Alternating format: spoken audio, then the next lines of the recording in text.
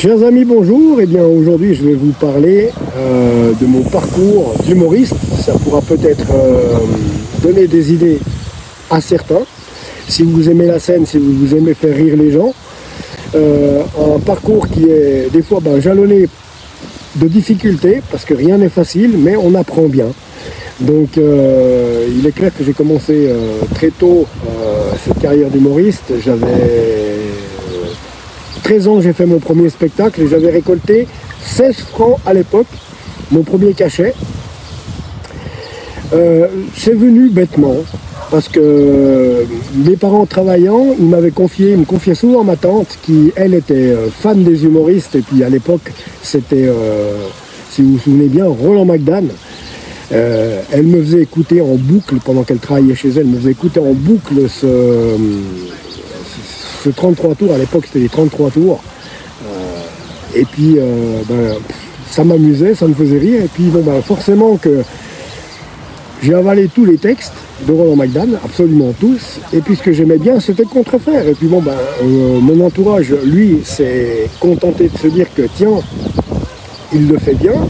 Quand j'ai vu que je faisais rire les adultes à l'époque, je me suis dit ça risque de payer, ça risque d'aller. Je voyais que les gens riaient, les grands autour de moi riaient, donc.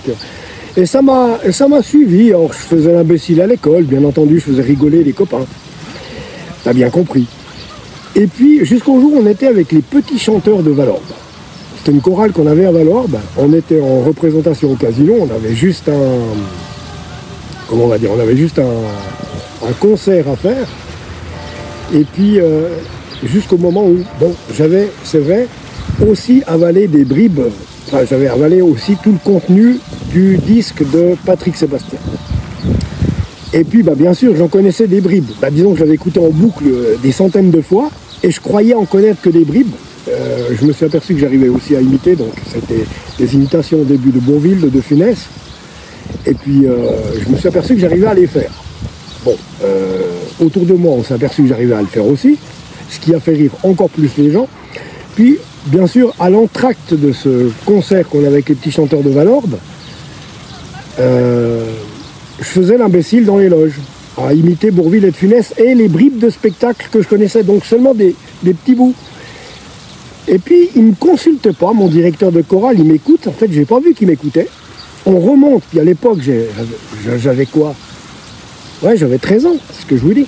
J'avais 13 ans, et puis j'étais tout l'inverse d'aujourd'hui, c'est-à-dire que j'étais quand même quelqu'un de timide, même si c'est difficile à croire aujourd'hui.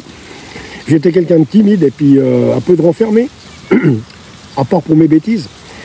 Et puis, on remonte sur la scène du Casino, et avant qu'on recommence à chanter, c'était plein de 400 personnes, donc à l'époque, je voulais même pas prendre une chanson en solo, en soliste, parce que j'étais quelqu'un qui était timide, et pourtant la voix, je l'avais. Dieu m'a donné tous ses dons. Et puis, tout d'un coup, avant qu'on commence à chanter, il dit « Ah, je vais vous présenter un intermède. » On se dit « Mais il parle de quoi ?» On a bien rigolé dans les loges, et puis je vais vous en faire partager. Alors, je vais vous présenter Stéphane, qui est humoriste. Stéphane, qui est humoriste. Stéphane, il savait déjà pas qu'il était humoriste, tu vois. Et puis, il m'annonce. Alors, comme il m'annonce devant 400 personnes, je suis obligé d'y aller. Et à ce moment-là, je me dis, mais comment je vais faire pour... Je me rappelle très bien de la pensée que j'ai eue. C'était comment je vais faire, moi qui connais seulement des bribes de texte, il veut me balancer 5 minutes devant 400 personnes, comment je vais faire pour apporter le produit qui va faire rire ces gens. J'ai pas réfléchi, j'y suis allé. Et miraculeusement, j'ai envie de vous dire, j'ai réussi à sortir 2 sketchs coup sur coup, donc les imitations de Bourvil et de Funès, le fameux sketch à comment il s'appelle, à Patrick Sébastien. ouais. Et là, standing ovation. Et là, je me suis découvert quelque chose, je me suis dit, tiens, c'est ça que je veux faire plus tard. Puis je l'ai toujours fait un peu à l'école, je l'ai toujours fait dans les fêtes de famille, dans les fêtes d'école, quand on a été faire une retraite pour notre catéchisme, j'ai aussi animé les soirées. Puis voilà, puis après j'ai grandi, si vous voulez, à l'âge de 19 ans, on a composé un groupe de bal, on fait de la musique, donc c'était sympa aussi. Hein. On voulait tous devenir des superstars. À l'époque, c'était Goldman, la référence. Et puis, ensuite de ça, j'ai eu une disco mobile, ce qu'on appelait une disco mobile. C'était, tu faisais de village en village les balles tous les week-ends. Et là, ça a été vraiment des années folles, des sacrés bons souvenirs. C'est ce qui a forgé ma jeunesse, je dirais. Ouais, c'était des soirées où on finissait pas toujours clair. C'était assez rock'n'roll. Puis bon, je continuais dans les mariages, dans les fêtes, à des fois à sortir des sketchs d'autres humoristes comme ça. Et puis jusqu'au moment où je me suis dit, bon, voilà, je laissais tomber. Après j'ai eu un premier mariage. Ouais, parce que bien sûr, dans le showbiz, c'est tout le temps comme ça. Hein, vous savez, on est marié plusieurs fois. Non, mais voilà, on met souvent longtemps à trouver la femme de sa vie. Et aujourd'hui, je l'ai trouvée. Eh ouais. C'est grâce à Valérie aussi que je suis là où je suis.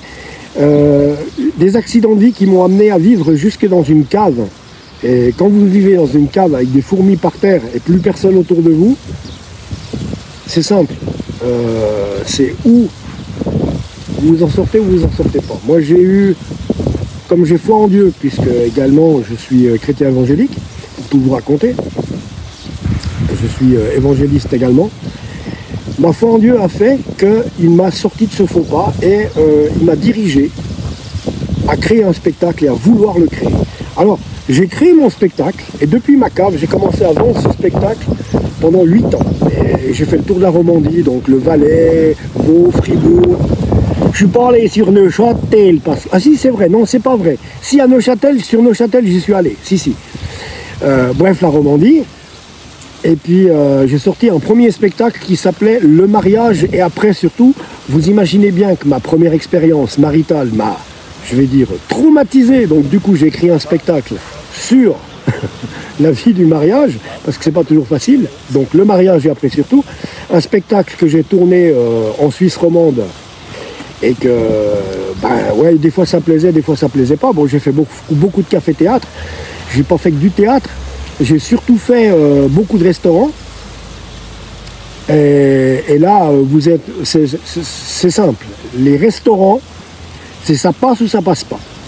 C'est où vous avez des gens qui vont accepter ce que vous faites et qui sont bons enfants, parce qu'il faut savoir que le public chez nous est quand même très exigeant. À savoir que si vous ne passez pas dans la petite lucarne de la RTS, vous n'avez pas de validité. Donc autant vous dire que la validité, chez moi, j'en avais pas du tout. Oui, voilà, je ne suis pas passé à la télé, c'est de là que vous ne me connaissez pas. Et puis, à un moment donné. Et puis ce qui s'est passé, c'est que c'est difficile. Parce que vous tombez sur des soirées où vous vous éclatez en tant qu'humoriste par rapport au public. Et il y a des autres soirées où au bout de 10 minutes, on vous dit non, arrêtez, s'il vous plaît. Après, il y a eu des soirées privées que j'ai fait. J'ai fait un mariage, je me rappelle, il y avait 250 personnes, où en cours de route, ils ont changé d'avis. Ils m'avaient engagé, mais ils ont changé d'avis. Et puis, c'est la belle-sœur du marié qui avait pris le relais sans me consulter, donc sur ordre de son frère, je sais pas. Ils font venir les gens, puis ensuite, après, bref, je m'en fiche, j'avais été payé, je m'en tape. Autant le dire, je m'en fous complètement. Donc si tu vois cette vidéo, tu sauras que moi je m'en fiche, j'ai touché mon cachet, je m'en fous complètement. Le reste, ça te regarde. Ensuite, alors j'ai continué le café-théâtre. Je suis arrivé aussi,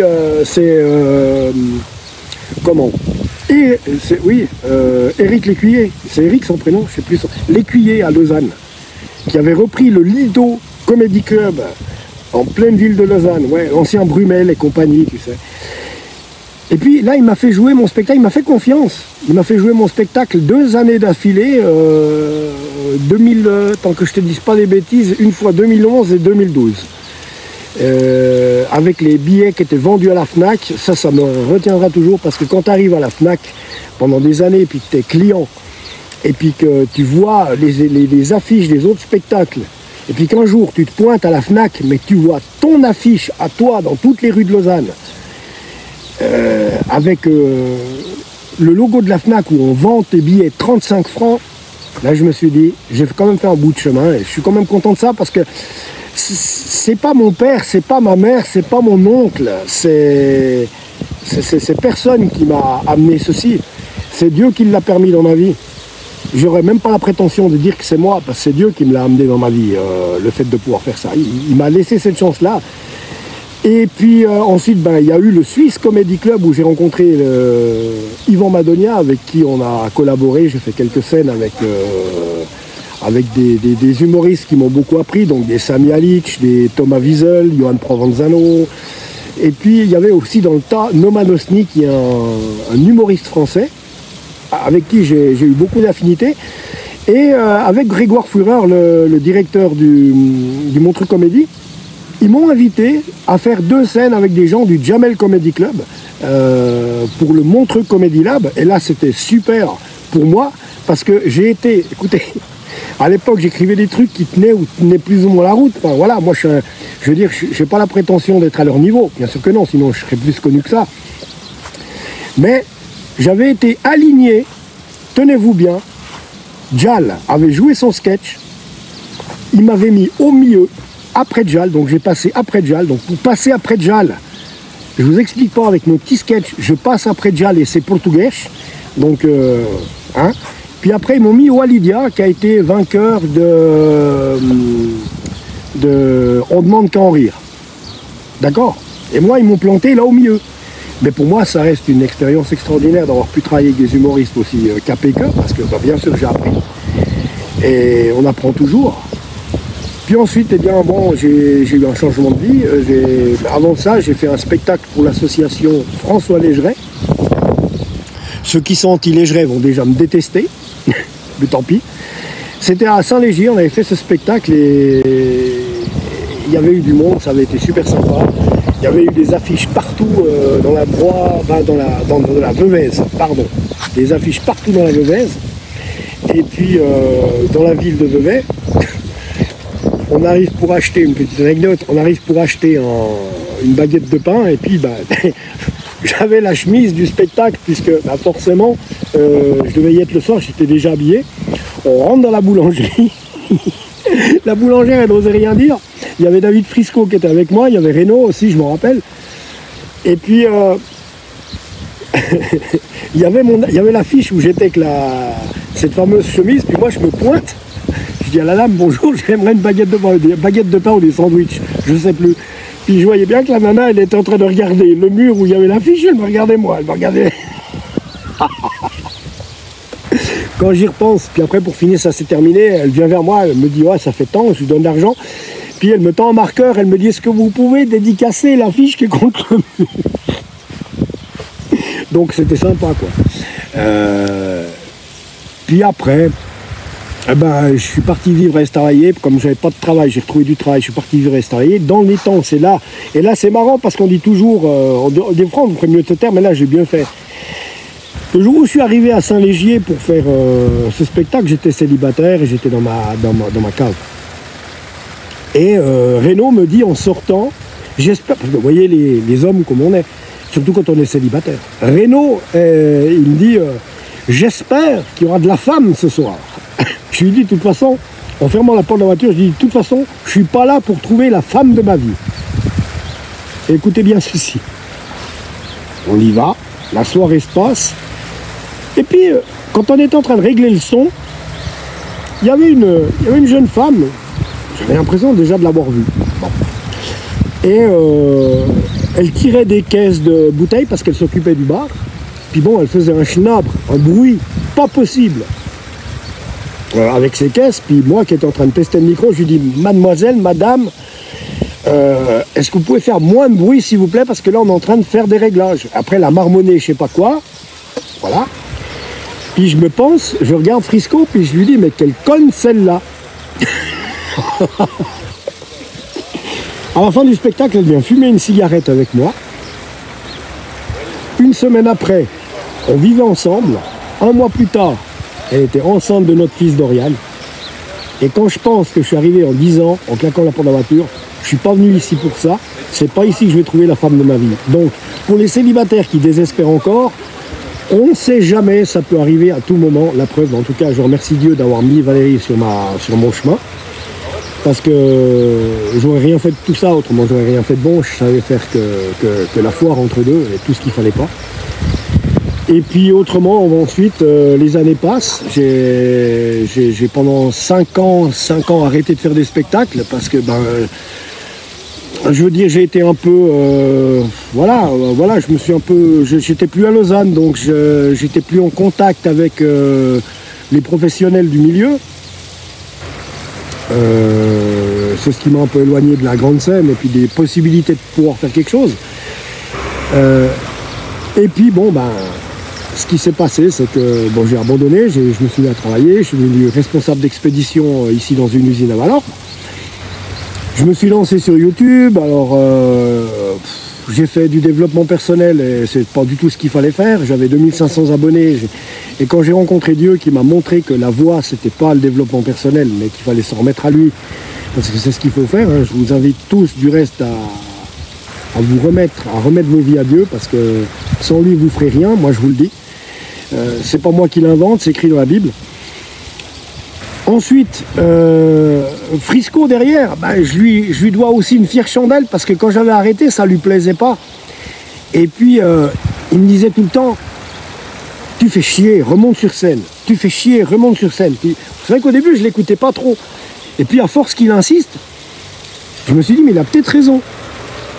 Puis bon, lui, entre-temps, il a ouvert son agence de photos, parce qu'il faut savoir que là, c'est grâce à lui qu'il y a cette vidéo, je le remercie, lui et sa société, Frisco Media. Il a créé Frisco Media il y a 6 ans. Tu m'as déjà écouté. Oui, si, j'essaye. Il y a combien de temps Frisco Media que tu existes? 6 ans, non? 2018, 2019, 2020, 2021, 2022, 2023, ouais, 5 ans. Et il a fait des belles choses. Du reste, allez sur 3xw.friscomedia.com, c'est ça? CH. Ah ouais. Friscomedia.ch, hein, www.friscomedia.ch, vous n'oubliez pas, allez faire un tour. C'est le site, hein? Ouais. Ok, alors allez voir ce site, ça vous donnera des idées si vous avez des mariages, des enterrements, des divorces, je sais pas moi, des bagarres conjugales que vous voulez immortaliser, enfin j'en sais rien. Vous pouvez toujours faire appel, ou même des partouzes, vous pouvez toujours faire appel à Frisco qui viendra faire des photos. Non, entre nous soit dit, oui, chèche un peu cru. C'est de la faute des médias vaudois aussi, hein, parce que puis de la faute du public, parce qu'à force de me dire que je ressemble à Bigard, vous voulez que je ressemble à Bigard, hein? Donc d'accord. Alors voilà, je suis resté dans la ligne. Mais bon, personnellement, moi je préférais que ce soit mon compte en banque qui ressemble à celui de Bigard que ma gueule. Vous m'avez compris. Bon, bien sûr, on utilise un peu des mots un peu barbares. Pourquoi? Parce qu'il faut bien vous faire rire un peu, même si vous allez me dire c'est pas drôle. Qu'est-ce que c'est? Ouais, j'ai pas mes lunettes, je peux pas voir. Il essaye de me faire passer un truc. C'est du direct, hein. Connard. Non, 18 minutes, connard, j'ai marqué. 18 minutes, connard. Moi, je te demandais de faire un petit truc, et ça, tu me fais un truc de 20 minutes, quoi. C'est pas grave. Je prends le train, moi, après, je te rappelle. Hein. Après, il prend le train. Alors, puis, non, mais on arrive au bout, là. T'es en train de me stresser, là, quoi. Non, alors, il va arriver au bout. On va arriver au bout. Donc, voilà. Ensuite, Frisco, il m'a mis ça un peu dans l'idée. Ensuite de cela, je me suis dit, ouais. Bon, j'ai monté une chaîne YouTube entre deux sur le football, parce que j'adore le football, forcément. Fan du Paris Saint-Germain, je sais, il faut bien un défaut. Et puis maintenant, Frisco m'a dit, mais écoute, mais remonte sur scène. Et je l'ai écouté. Donc là, on a fait la promo pour le spectacle. Et j'ai pas encore écrit le spectacle. Donc le spectacle, on est à Pâques aujourd'hui, hein. Donc je vais l'écrire ce week-end, et puis ça suffira bien parce qu'il y a pas mal de matière à débattre. Je remercie Frisco Media en tout cas, puis David Frisco pour son amitié et puis sa fidélité, parce que de toutes ces 12 ans qui sont passés, il y a eu du très bon, il y a eu du moins bon, il y a eu, on a eu du succès, on a eu plus de succès, mais qu'il y ait eu du succès, qu'il y ait eu plus de succès, plus du tout, et qu'on recommence, que je recommence aujourd'hui, Tiralo 2.0, il est là, il a toujours été là, dans les pires et dans les bons moments. Et puis voilà, je sais où sont les vrais amis. Donc voilà, ça veut dire que les autres, effectivement, on ne peut pas trop compter sur vous. Alors voilà, le nouveau spectacle est en branle. Nous sommes aujourd'hui, on est le combien de avril aujourd'hui? Le 9? Non, le 10? Le 8 avril. On est le 8 avril et le 29 avril, je fais mon premier spectacle donc, de mon retour, puisque ça fait 4-5 ans que je ne suis pas monté sur les planches. La dernière fois c'était à Nuvilly. Donc voilà, belle soirée du reste, avec un nouveau spectacle qui s'appelle « J'ai eu le Covid et vous ». Voilà, bon, vous ne serez pas étonnés du titre, ils nous ont tellement fait chleux avec leur Covid, avec leur masque, leur gel hydroalcoolique et toutes les conneries qui vont avec, qui étaient au définitif inutiles, on va dire, parce que quand tu regardes aujourd'hui les choses, vraiment, il n'y a pas moins de Covid qu'avant, et aujourd'hui on n'y pense plus, donc il y a quand même un truc qui va pas. Donc c'est pour ça que je vais taper dans le gras avec ça, parce que mon retour, ça sera plus les histoires à Toto, les imitations de Bourvil, de Brella, ça sera plutôt du stand-up qui sera dirigé contre la vérité, hein, et puis surtout comme on n'a plus le droit de faire des accents africains parce que c'est du racisme, comme on n'a plus le droit de faire des accents chinois parce que c'est du racisme, de parler des homosexuels parce que c'est de l'homophobie, eh ben je vais me foutre de la gueule de tout le monde, quoi.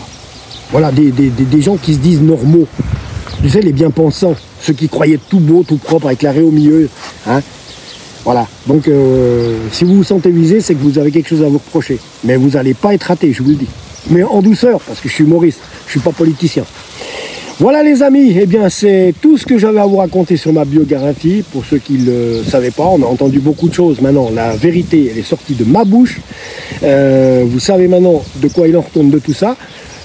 Donc c'est avec le cœur que je vais faire des soirées qui vont... Certaines seront bien, je le sais déjà, et d'autres seront vraiment à oublier, je le sais déjà aussi. Je ne vais pas pouvoir plaire à tout le monde avec cette activité. De toute façon, dites-vous un truc, on ne peut pas plaire à tout le monde, on ne plaît pas à tout le monde. Donc, focalisez-vous sur les gens qui vous aiment et ceux qui ne veulent pas vous écouter, qui vous critiquent, qui sont jaloux, bref, qui vous nuisent, éloignez-vous d'eux. Voilà, point final. Que Dieu vous bénisse les amis, et puis on se retrouve tout bientôt, ici ou ailleurs. Ciao.